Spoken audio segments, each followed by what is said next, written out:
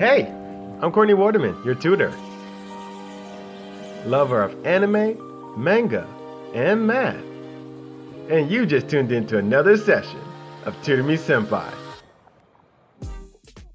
Welcome back, everyone.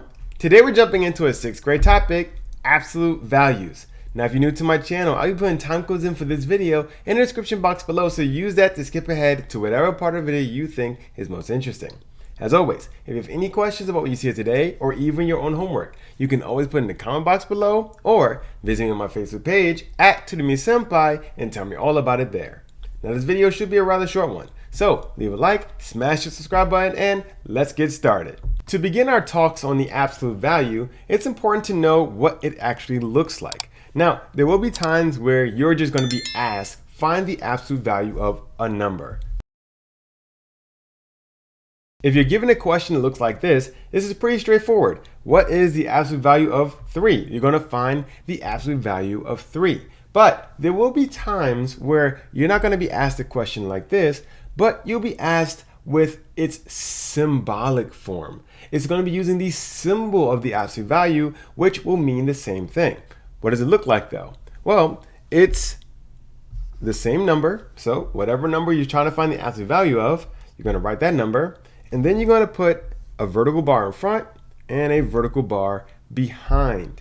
This is the same thing as this. So you read this as the absolute value of 3. So it doesn't matter if you're given a written out question or you give the symbolic form, they're asking the same thing. What is the absolute value of 3? Now, it's important that you don't get this confused with parentheses or brackets. These are kind of straight, but you see they come in top and bottom here, or even some curly braces.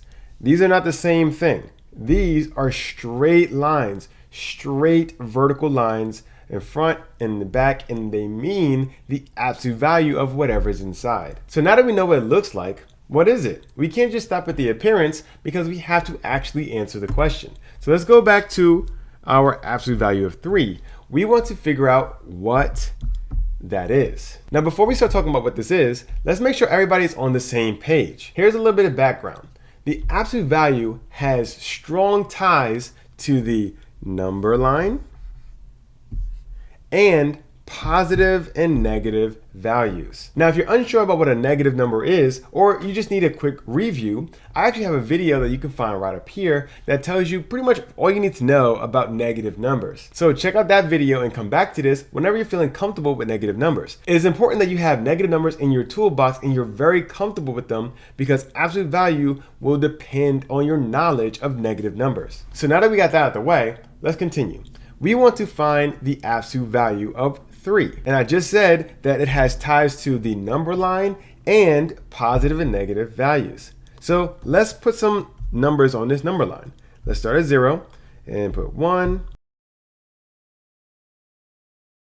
And that's going to be a -4. So you see, these are positive numbers and these are negative numbers. Now, I've teased you enough.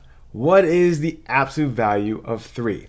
Well, the definition of the absolute value is going to be the distance a number is from 0. So when this is saying the absolute value of 3, we want to find the distance 3 is from 0. Easy enough, right? So let's start at 0 and let's go to 3. 1, 2, 3. 1, 2, 3.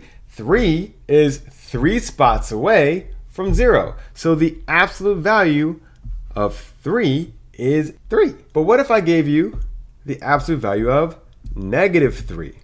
What is the absolute value of -3? You might be tempted to say -3. Well, let's find out. You're starting at 0. Remember, absolute value is the distance from 0 a number is. So let's go from 0, 1, 2, 3. So 1, 2, 3. Wait a second. What happened to our -3? We have a +3 here, right? Where's our -3?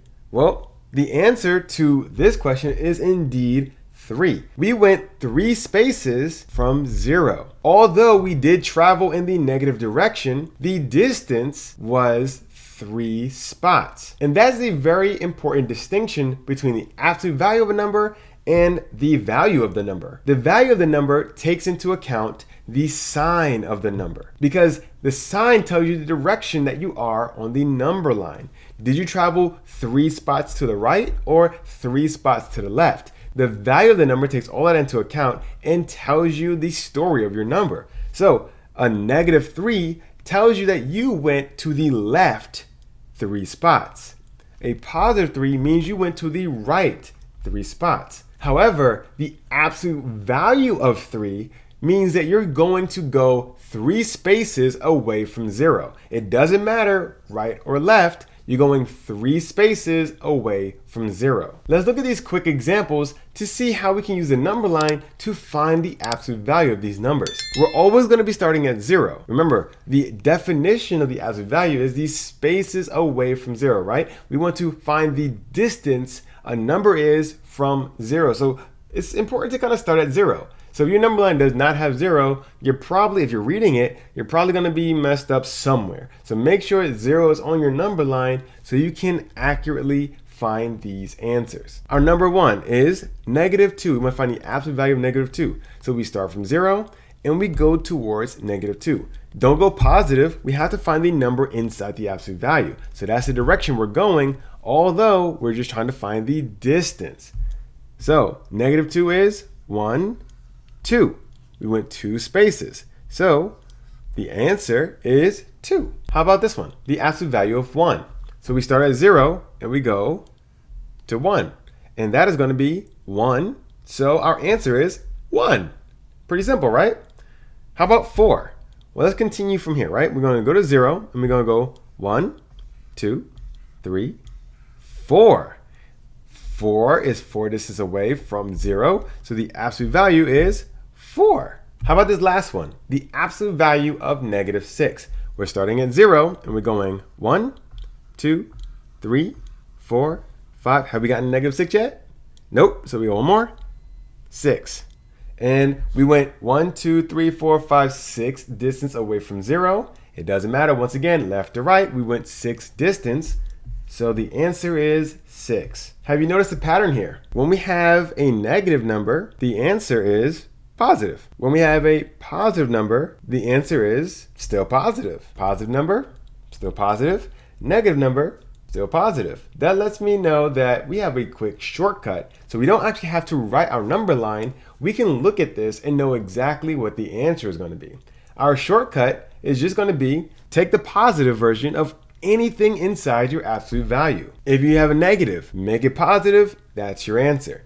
If you have a positive, it's already positive, but make it even more positive. That's your answer. It doesn't matter if your number is already positive or if it's negative, the absolute value is always going to be positive. Now, don't think that that's the definition. A lot of people tend to believe that the absolute value is just going to be the positive of a number and that's the definition. I want you to know that the reason it's positive is because you're going a certain distance away from 0, and distance is going to be positive. Since distance does not take into account whether you're going to the right or to the left, that is why the absolute value is always positive. So it's a shortcut, but it's not the definition. It's good to know that one exists without thinking that they're both the same thing. So before we wrap up this video, I have one more question for you. And this is going to be a which is it kind of question. So I'm going to give you a few choices and I want you to pick the correct answer based on what we talked about today. So we're going to use the same number line to tackle this question. And the question is,